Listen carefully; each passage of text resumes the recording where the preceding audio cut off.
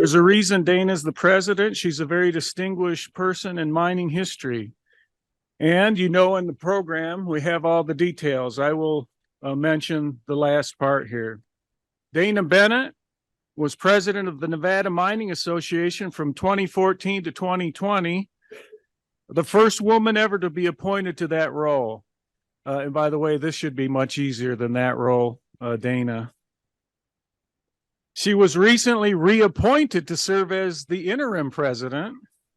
After a 30-year career in Nevada's public policy arena, she retired with her husband to the historic mining town of Midas, Nevada.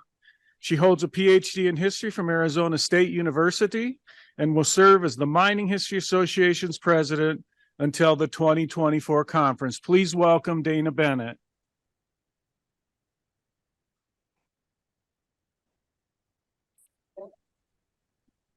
Good afternoon, everyone. I'm just checking. Can you all hear me back there? Okay, I see waving, so it must be working. Thanks very much, Chris, for that introduction. And this is a picture of the little town that we live in, Midas, Nevada, which is in southwestern Elko County. Some of you have worked there. Some of you have visited there. You are all welcome. We would be delighted to see you in Midas. So I first discovered the Mining History Association in 2015 at the conference on the Comstock Lode. I'd recently been hired as president of the Nevada Mining Association, and Ron James invited me to make a few welcoming remarks. It turned out to be one of the most fun conferences, history or mining or otherwise, that I had ever attended. After that, I jumped at the opportunity to attend the conferences in Fairbanks and in Marquette. I was very disappointed to miss last year's conference in Birmingham, and I relished being part of the planning committee for Elko. Dick Reed won't believe me, but I did. I relished that. And I will always be very proud of the work that we did on that unique virtual conference. As Chris Huggard noted in his welcome at the beginning of this conference, this year's planning committee has really done a tremendous job. And let's, again, take another round of applause for the planning committee because they work hard.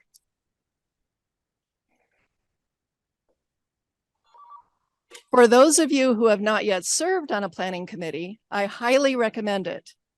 Park City is coming up next year, June 5th through 9th. And at the business meeting, Mark and Lynn will give us a little bit of a preview to make sure that we are all excited and ready to go. But I know that they will welcome your assistance in planning that conference. And as Barbara mentioned earlier, you don't need to worry about missing the museum or the mine tour. There will be a bus that leaves here at 3 o'clock. So please do stick around for the business meeting. I am especially delighted to begin my term as president of the Mining History Association here in New Mexico. I'm honored to follow in the footsteps of Nevadans such as Don Hardesty and Sally Zanjani. Our most recent presidents, Stephanie, Eric, Chris, have set an important standard for professionalism and scholarship, in addition to being really, really wonderful folks. And I really want to take a moment to thank Chris for serving as president this last year. He willingly stepped in to fill this role at the last minute of with the untimely passing of the president-elect.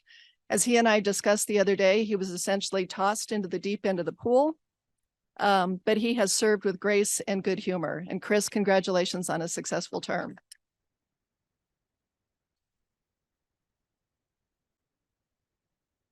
I also want to take this opportunity to honor another MHA president who is here with us at this conference, Stan Dempsey.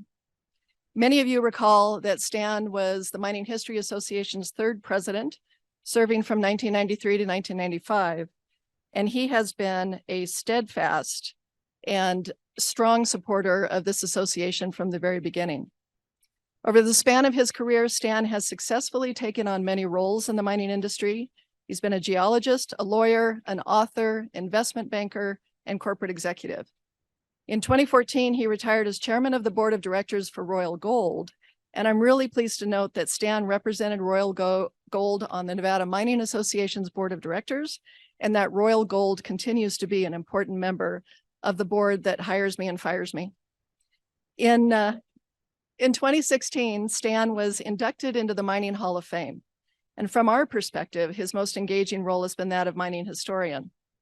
We're fortunate to have Stan and his son Brad with us at this conference. And I hope you will all make a point of chatting with him, although I've been noticing, I think he probably has been talking with almost everyone here, but if you haven't talked to Stan yet, please do so. Stan, many thanks to you for your generosity in underwriting this conference and for your steadfast support of the Mining History Association.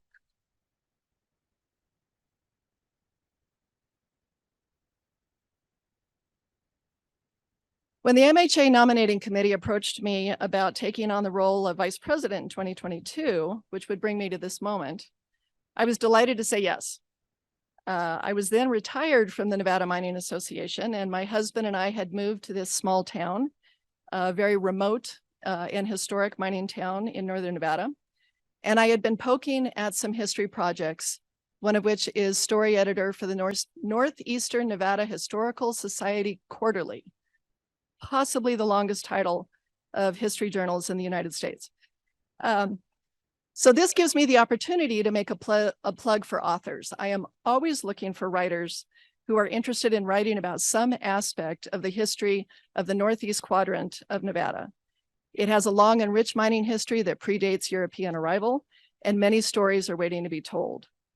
We recently published a 2-part article about the Railroad Mining District, which was authored by Dean Haidt, a member of MHA, and it also included a wonderful piece by Rob McQueen on the archaeology of a long-gone mining town called Highland.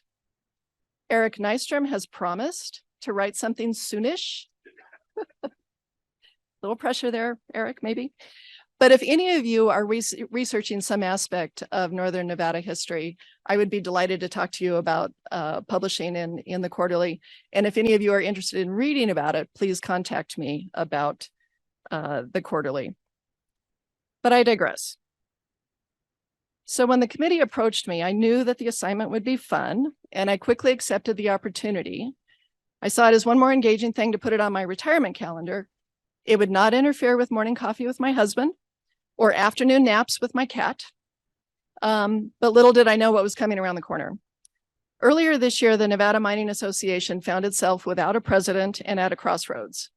The board asked me to return as interim president while the search was underway for a permanent president, at least as permanent as someone can be who reports to a board of directors. In late March, I returned to my old job. The candidate pool for the job of president of the Nevada Mining Association is small. Only 6 people are alive today who have done this job since 1987, and I was the one who apparently wasn't otherwise occupied. I agreed to return and keep the org card on the rails while they did the search. The Nevada Mining Association, 110 years old, with more than 500 member companies, is once again at a reset point, which brings me to my topic today. So let's start with the quote in the title of my presentation. So the next slide, please. I'm on standby.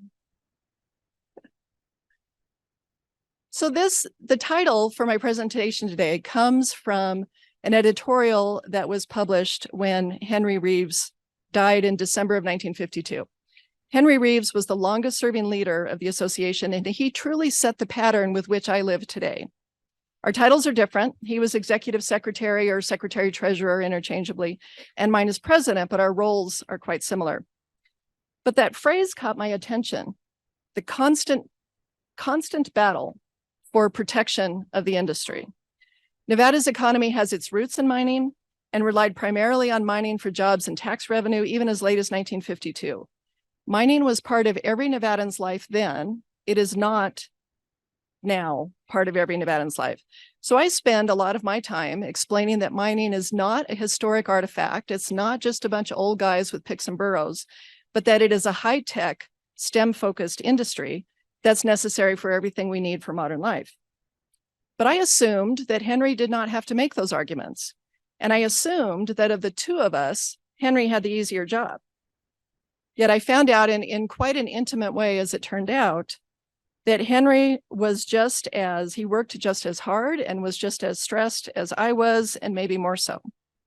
I found Henry's diaries for 1937 through 1951, and the entries, while brief, reveal a man who worked nearly constantly.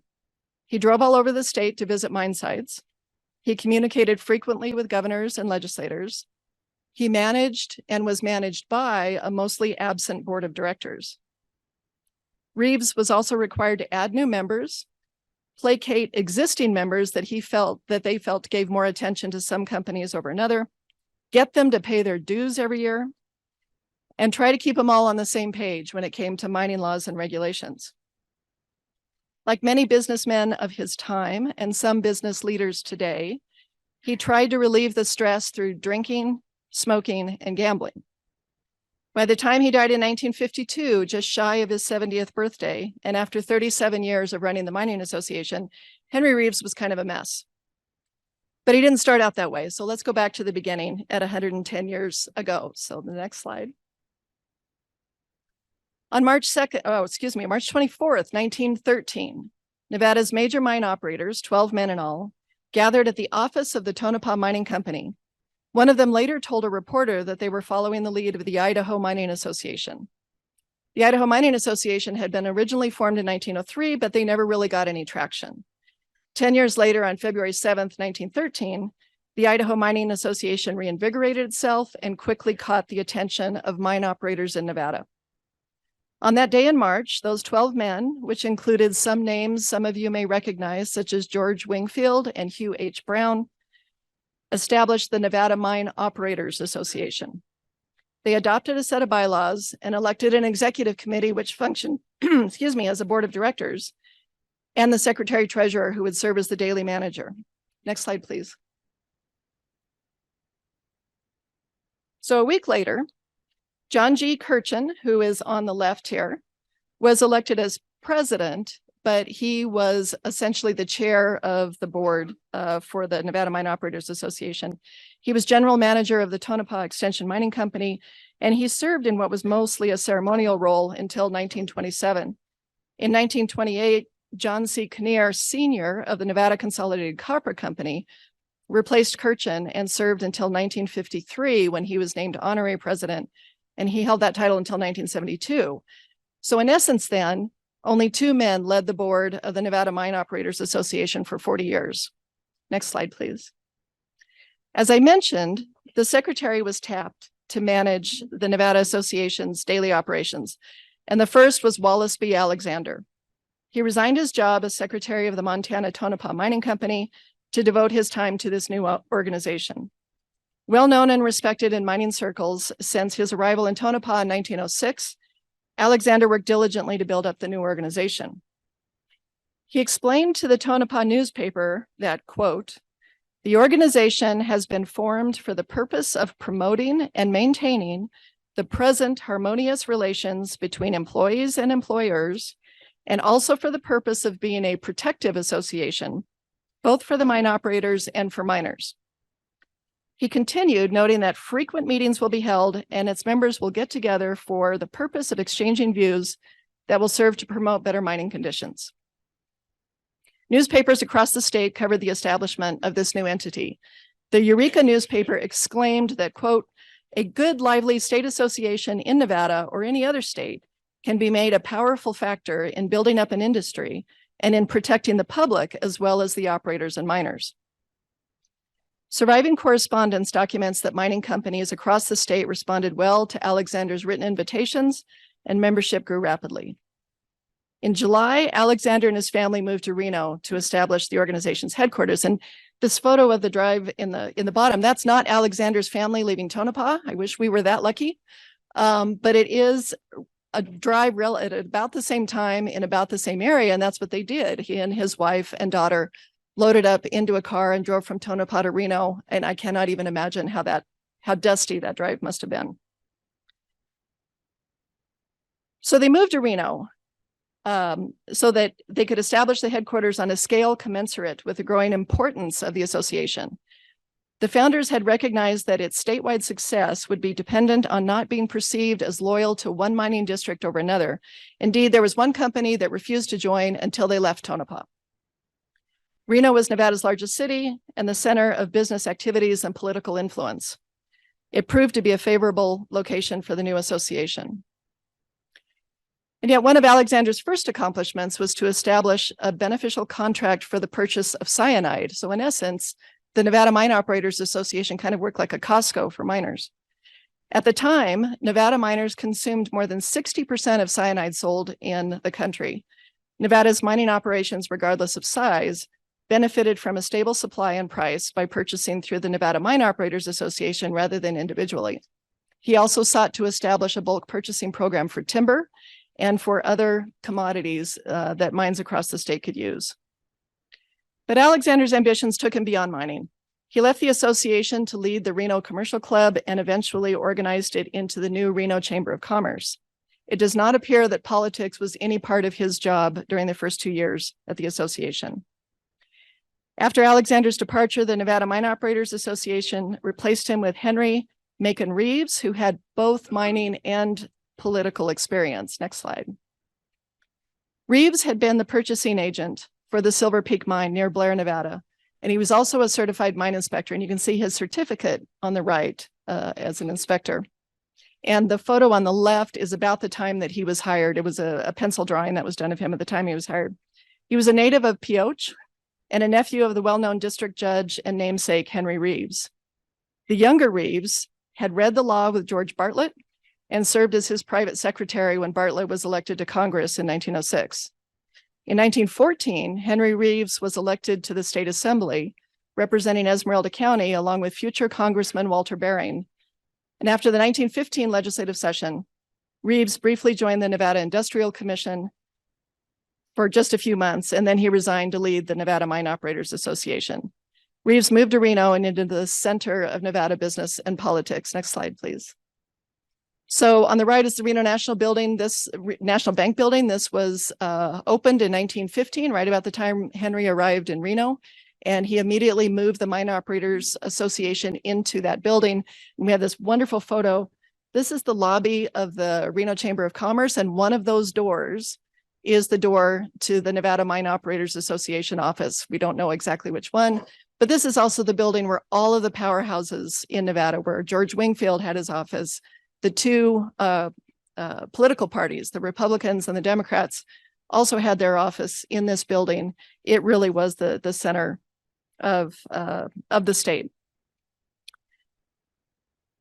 The survival of a fascinating letter, though, reveals Henry's early interest in learning how to influence politics and government. In July 1916, the Tax Association of Alameda, California, responded to an inquiry from Henry Rives about the methods that they had used to instigate change in government agencies. The Tax Association explained that they examined each government office, developed a report about that office's inefficiencies, and most importantly, published their findings. And they said, quote, officials cannot long stand. Let me start over. Officials cannot long withstand publicity. And if they advise the Mine Operators Association to publish that information, and before you know it, those officials will be coming to you for advice. And that is exactly what happened with the case of the Mine Operators Association. They also recommended that representatives be sent to the legislature to watch bills and to change some of the provisions as may be needed. This was a new activity for mine operators and for the association in particular. Henry applied that advice, and I don't believe that any mining association president has missed a legislative session since 1917. Next slide, please. So this is the Capitol. And on the left is where the Senate chambers are were at the time on the second floor. Henry rarely missed a legislative session, and he established the expectation that the Mining Industries Association would be formally represented at every session of the Nevada legislature. Under Rives' leadership, the Nevada Mine Operators Association moved from being a bulk provider of mining goods to being the state's most influential trade association. Rives became the confidant of governors, legislators, congressional representatives, and business leaders. He vigorously represented the mining industry locally, regionally, and nationally. He served on numerous committees and boards, such as the advisory board for the Mackey School of Mines, a seat that I currently hold. Rives was engaged with the Silver Producers Association on a national basis, but his most influential seat was in Nevada. He was appointed to the Nevada Tax Commission in 1927, where he served for nearly 3 decades. From 1943 through 1952, he was the vice chairman of the Nevada Tax Commission. Henry Reeves' diaries are a who's who of Nevada politics and mining in the mid-20th century. He records his visits, his phone calls, his letters with Governors Kerman, Carville, and Pittman, with state legislators such as Charles Russell and John Miller, U.S. Senator Pat McCarran, and influencers such as George Wingfield and Eva Adams. Noble Getchell, if we could go to the next slide, please. Noble Getchell was a mine operator, a state senator, and chairman of the state Republican Party, served on the Nevada Mine Operators Association board, and he is often in Henry's diaries. And so this wonderful picture shows truly political influence in action. This is a hunting party out in Elko County, out near Midas. They're hunting sage hen. And from left to right is Governor Rolfe of California, Governor Balzar of Nevada, State Senator Noble Getchell is in the center.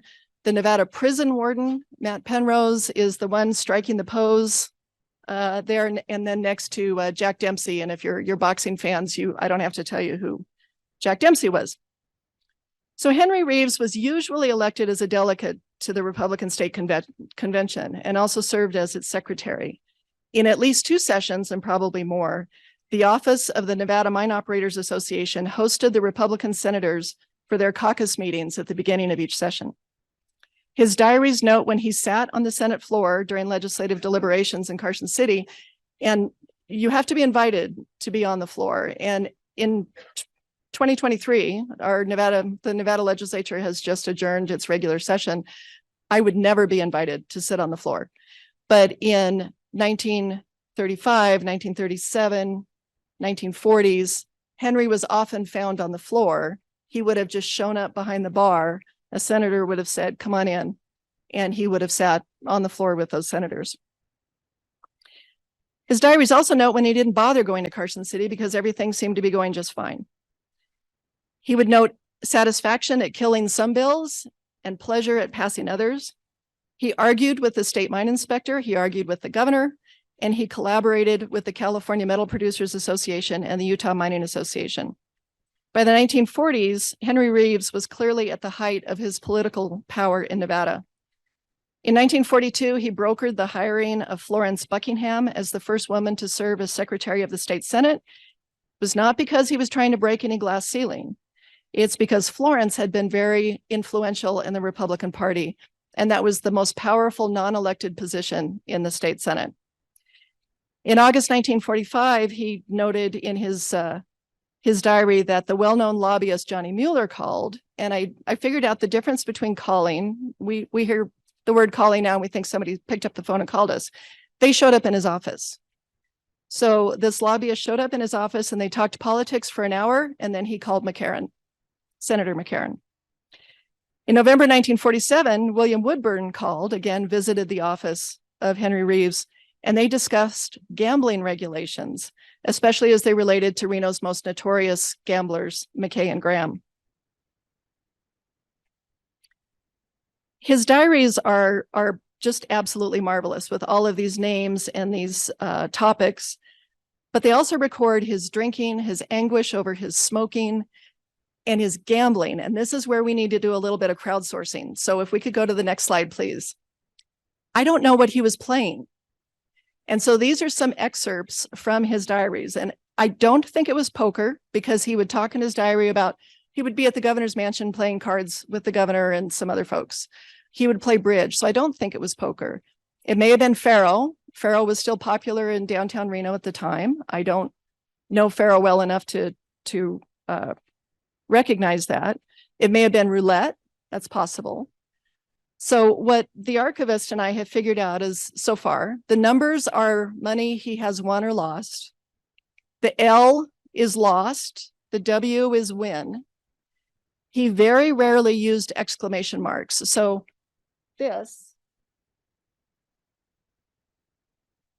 he was super excited about that particular win. Mostly, though, he was in anguish, and he would talk about the fates were against him, and he would always be unlucky.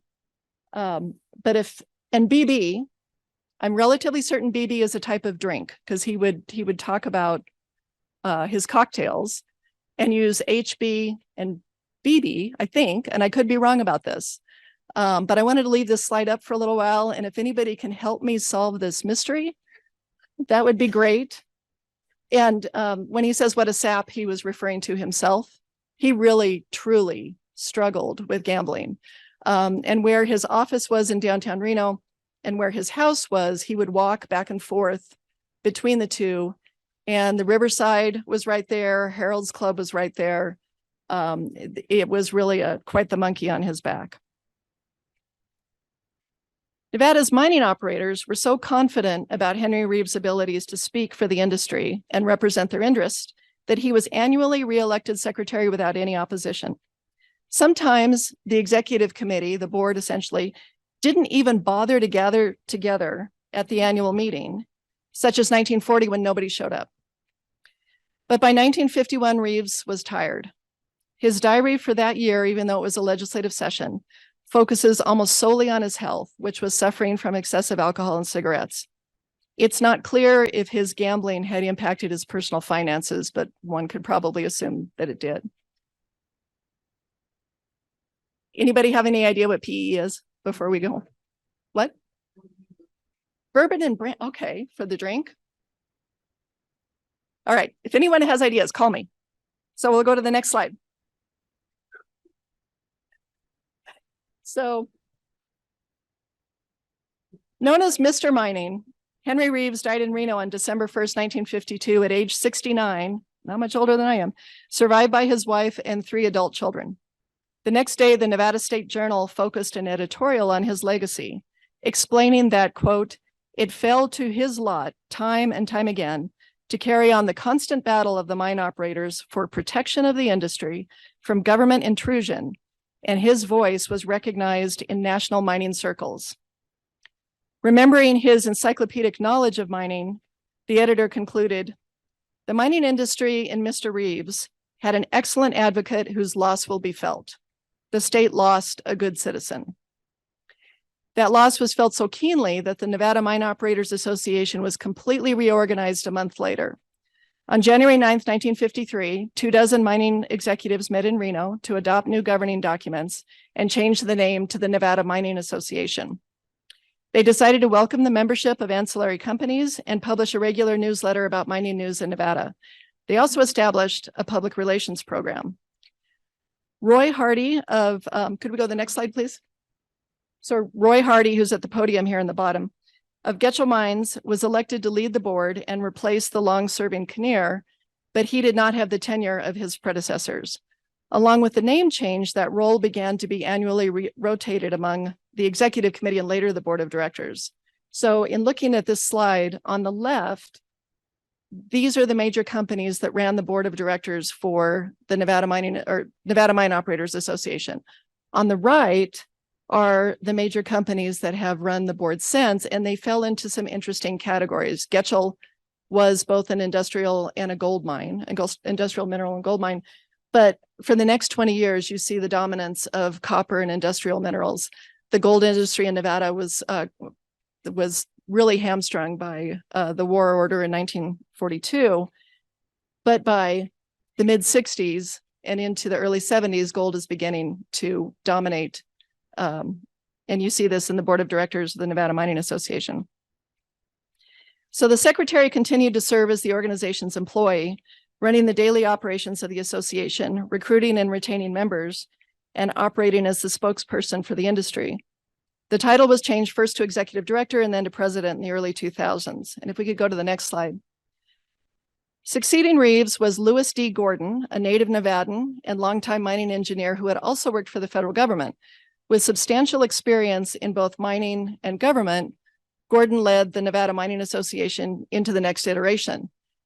Like his predecessor, he also died in office, hoping there's no pattern there. But if we could go to the next slide, please.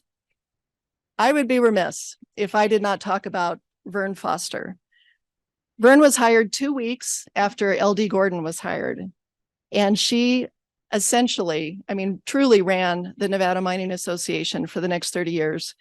As a young woman, Vern had wanted to be a mining engineer, but her father prohibited her from going to school to study that.